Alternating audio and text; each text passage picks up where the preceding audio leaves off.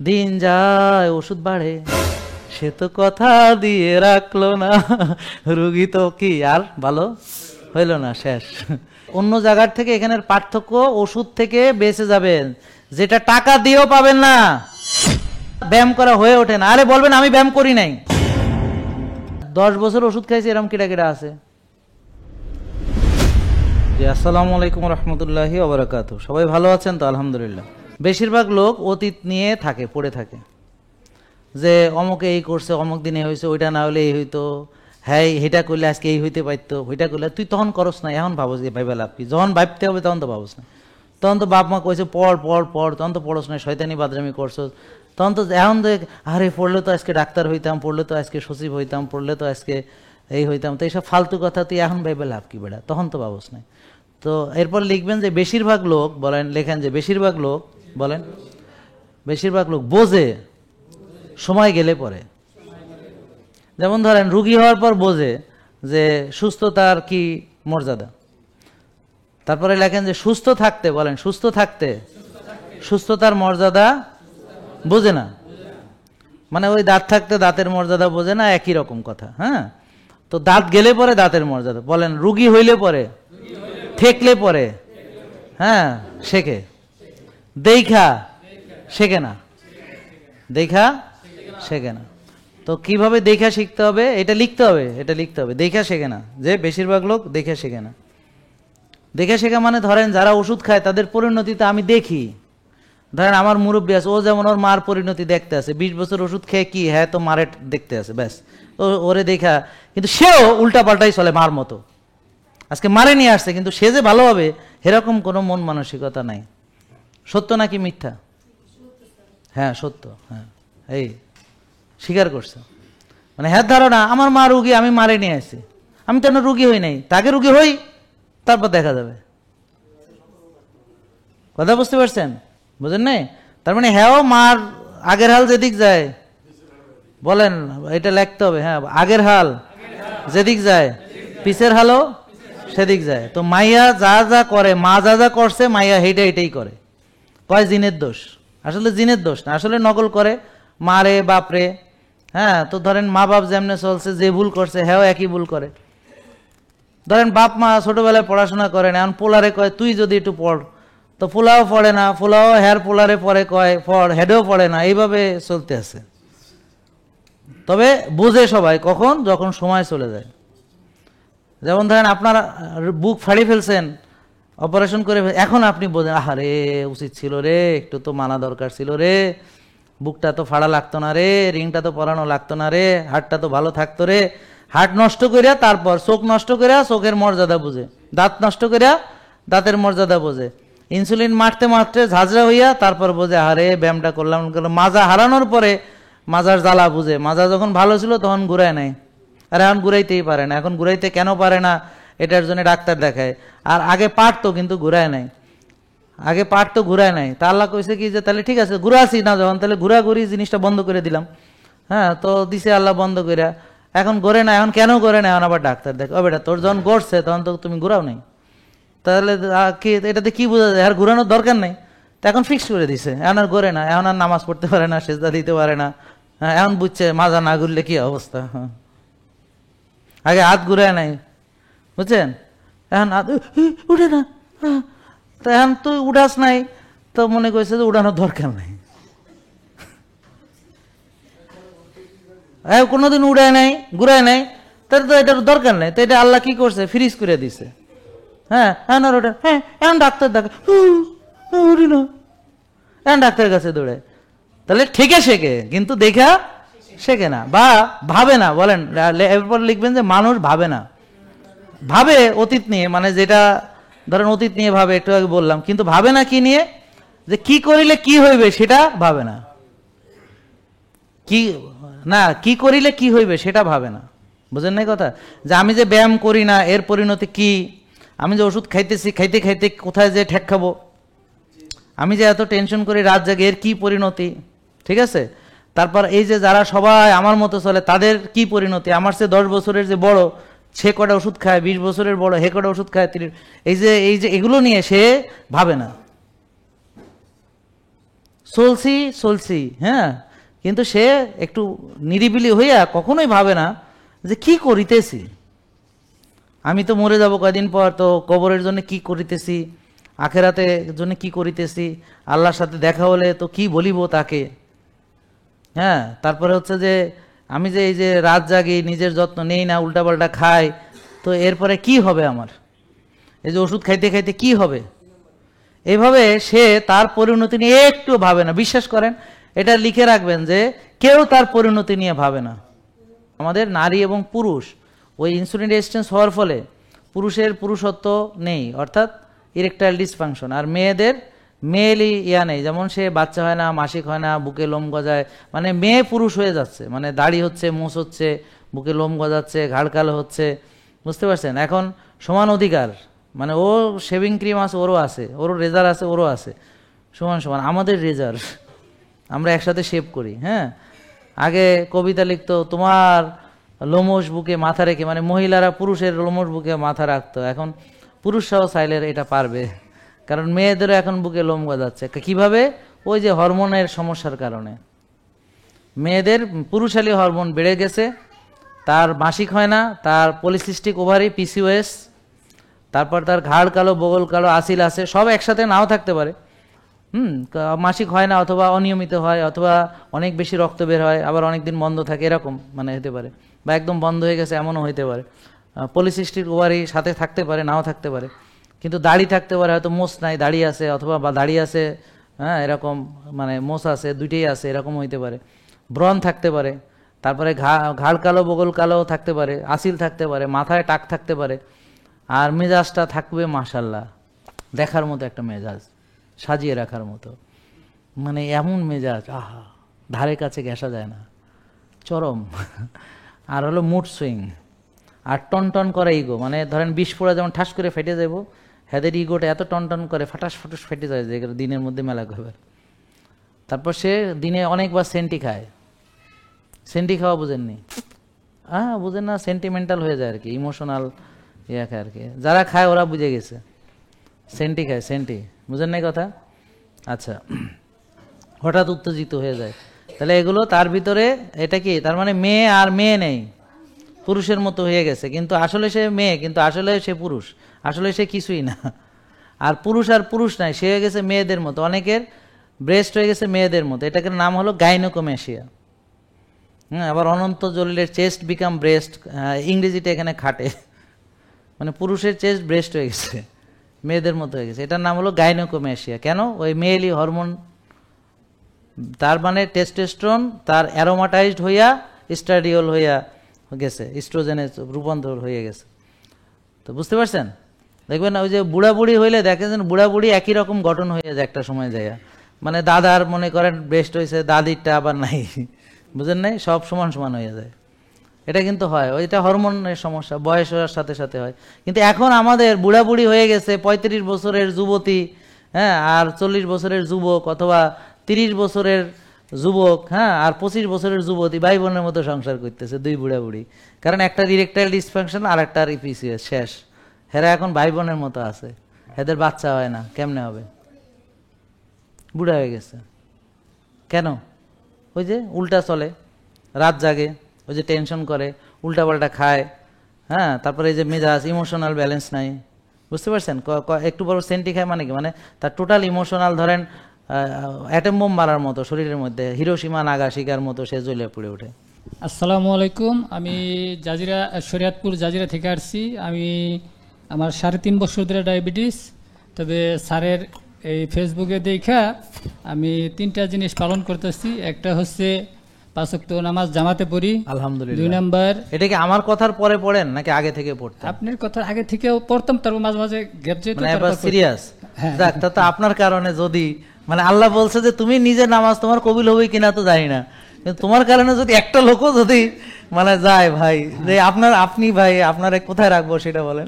তারপরে সয়াবিন তেল সারছি আপনার কথা শুনে, আলহামদুলিল্লাহ। 3 নম্বরে রাতে 10টার দিকে ঘুমাসি, ঠিক আছে, 9টা হইতে 10টার ভিতরে। এটা তো সুন্নাহ, আরেকটা হয়েছে আপনার, আমি রোজা রাখার চেষ্টা করি কিন্তু আমি রোজা রাখতে পারি না, ওই রোজা রাখলে হাইপ হয়ে যায়। না, আপনার বেশি রোজা রাখতে হবে কেন? আপনার তো ইয়া না, হাইপ হয়ে যায়। আপনার ওই যে তখন ডায়াবেটিস মাপলে 3, 3.5, 4 এরকম হয়ে যায়। তার মানে এখন আপনি ইনসুলিন নেন? ইনসুলিন 2 বেলা নেই। তো তাহলে তো আসল ঝামেলা কোথায় বুঝেন নাই? হ্যাঁ, তো ইনসুলিন বন্ধ করব, রোজা বন্ধ করি, হ্যাঁ কি করছে? ইনসুলিন চালু রেখে রোজা বন্ধ করে দিছে। আমার কথা বুঝেন নাই? 2টা ওষুধ একসাথে নিছে, মানে একটা লোক ধরেন ব্যথার ওষুধ 4টা একসাথে খাইছে মনে করেন, কথা বুঝেন নাই? বুঝেন নাই কথা? আচ্ছা ধরেন প্রেশারের ওষুধ ডাক্তার দিছে একটা, হ্যাঁ সাথে ডাবল ডোজে খাইতে আছে, তো 2টা ওষুধ খাইতেছে, তাহলে প্রেশার ডাউন হয়ে যাবে না? বিপদে পড়বে। তো উনি কি করছে? উনি ইনসুলিন চলা অবস্থায় ইনসুলিন দিতেছে, আবার রোজাও রাখতেছে। তা এখন উনি বুদ্ধি করিয়া ইনসুলিন চালু রাখছে, রোজা ছেড়ে দিছে। এখন ওনার উচিত ছিল, রোজাও হচ্ছে ডায়াবেটিসের ওষুধ, ইনসুলিনও ডায়াবেটিস, বলেন রোজা ডায়াবেটিসের ওষুধ, ইনসুলিন ডায়াবেটিসের ওষুধ, দুটোই ডায়াবেটিসের ওষুধ। তা এখন সে ইনসুলিন চালাইয়া রোজা ছেড়ে দিছে। এখন ইনসুলিন কিনতে টাকা লাগে, ইনসুলিন মারতে কষ্ট লাগে, তো টাকা আলা জিনিস কেন উনি এটা করছে? কারণ উনি একা একা ইনসুলিন ছাড়বে কেমনে? ডাক্তার ছাড়া ভয় ছিল। আমার কথা বুঝেন নাই? হ্যাঁ। তা এখন আজকে আসছে, আমরা তো তার ইনসুলিন ছাড়বে কিনা সেটা আসতেছি। আর সবচেয়ে কথা হলো, ডাক্তার তো ইনসুলিন দিছে, কথা বুঝতে পারেন, আর রোজা দিছে আল্লাহ, তা আল্লাহটা ছেড়ে দেবো কিন্তু ডাক্তারেরটা ধরে রাখতে হবে।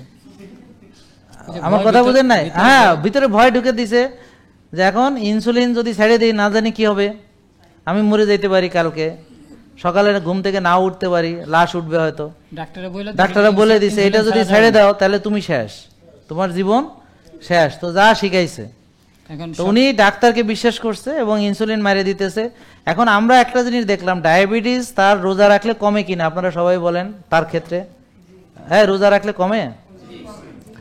তো তার মানে তার রোজা কাজ করতেছে।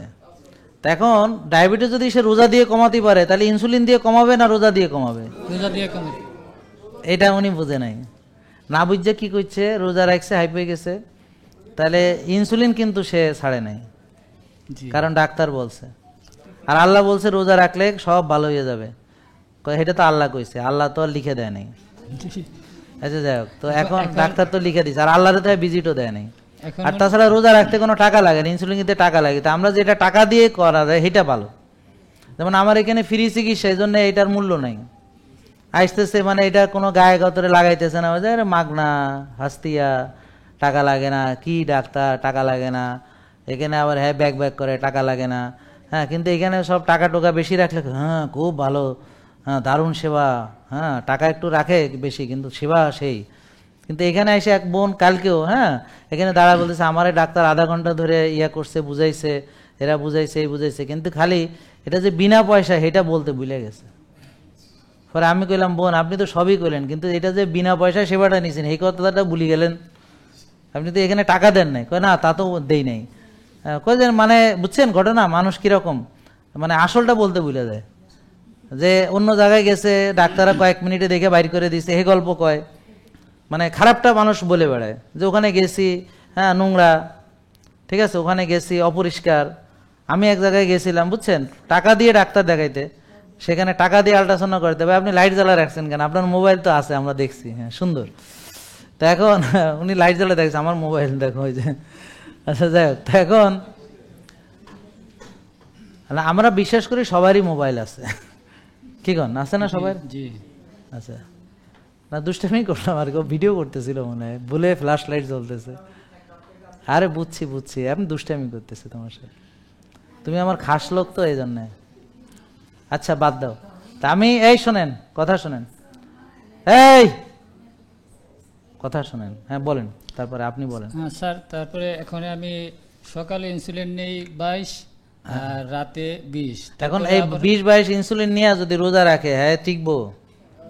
আরো আছে তো, আরো দুপুরে একটা ট্যাবলেট, আবার রাতে একটা ট্যাবলেট। সেটাই বুঝছেন, রোজা রাখলে উনি একটা জিনিস ভুল করে না, এটা হলো ভাত ছাড়ে নাই। হ্যাঁ, ভাত একবেলা, রুটি ছাড়ে নাই, 2 বেলা রুটি, বুঝছেন? তাহলে মানে উনি চিনিও খায়, বলেন উনি সব বলেন, চিনিও খায়, বলেন সবাই বলেন, উনি চিনিও খায়, ইনসুলিনও দেয়, বুঝতে পারছেন? আবার রোজাও রাখে, মিক্সিং ব্লেন্ডার হয়ে গেছে। তো তো তার ডায়াবেটিস বলেন, ডায়াবেটিস কমাইতে হইলে ইনসুলিন ছাড়িয়া চিনি ছাড়িয়া রোজা রাখিতে হইবে। আমার কথা বুঝতে পারেন তো? উনি চিনিও চালু রাখছে, ইনসুলিনও চালু রাখছে, আবার রোজাও রাখতে গেছে, তো ব্লেন্ডার হয়ে গেছে আর কি। তো যাক, ওনার উচিত না হঠাৎ করে এভাবে ইনসুলিন ছাড়া। আমরা ওনার সিপেপটাইড দেখবো, ইনসুলিন তৈরি হয় কিনা, ইনসুলিন কত আছে না আছে দেখা ডাক্তারের পরামর্শে সে ছাড়বে। ঠিক আছে, আরেকটু কথা বলতাম। আর কি বলবেন? আমার ওয়াইফের তত মোটা না, ঠিক আছে, হ্যাঁ, কিন্তু পেটে চবরি জমছে আর মিন্স হয় 1.5 মাস 2 মাস 2.5 মাস পরে, তখন শরীরে অনেক ব্যথা। আচ্ছা, আপনার ওয়াইফের ব্যাপারে তো আর বললে সকালে আবার রাত্রে বাড়ি যাইতে না আপনার। শোনেন, মানে ওনার মেজাজ কেমন?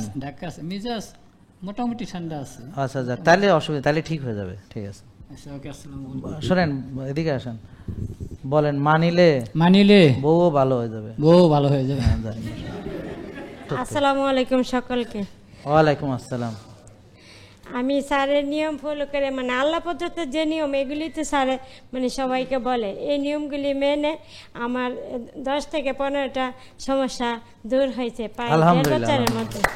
এই জন্য আমি স্যারের প্রতি কৃতজ্ঞতা জানানোর জন্য, এবং যে আল্লাহ স্যারকে সৃষ্টি করেছেন ওনার প্রতি কৃতজ্ঞতা জানানোর জন্য আমি মাইকটা হাতে নিলাম। যে আল্লাহ যেন স্যারের এই সঠিক জ্ঞানের দ্বারা যে মানুষ যে উপকৃত হয়েছে, এরকম মানুষ যেন সবার মধ্যে বিলাই দেয়, আমার মতো এরকম যেন সবাই লাইভের মধ্যে মানে স্বীকার করে যে উপকার পাইছি। আমরা অকৃতজ্ঞ না, আমরা বেঈমান না, আমরা আলহামদুলিল্লাহ, আলহামদুলিল্লাহ, যাক ঠিক আছে, আলহামদুলিল্লাহ। আর রোগগুলির নামও আমি একটু বলতে চাই।